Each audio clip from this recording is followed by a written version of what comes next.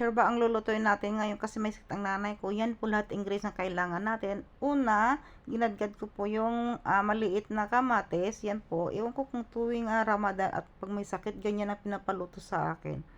O diba, pampalakas kasi yung sabaw. Kaya yan. O yan po nakasanayan nila. O diba, napakadali. And then, sa tabi, cut natin yung onion kasi malaki. Kailangan ko maliit lang. Kunting shorba lang naman ang gagawin ko. Ganyan lang. Diba? O, so, gamitin ko pa sa next yung kalahati niyan. Yan. Ikakat natin yan ng maliliit cubes. Ang aking onion. Yan. Diba? Napakadali. Basic. Diba? O, ganyan lang. Una, nahirapan ako. Pero, tumagal-tagal. Madali na para sa akin. Next, yung bell pepper. Malaking bell pepper. Hinati ko. Kalahati lang kailangan. Kasi nga, gagamitin ko na naman sa isang lutuan yung kalahati niya. Yan. Yan lang.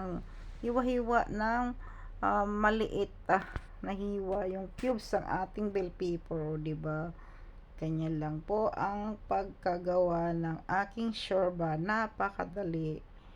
Ayan, una, fry natin yung onion. Ganyan, luto-luto ng konti. Ganyan lang. And then, mix ng turmeric powder and the curry powder. And of course, halo-halo konti. Mix together. And then, add the paminta.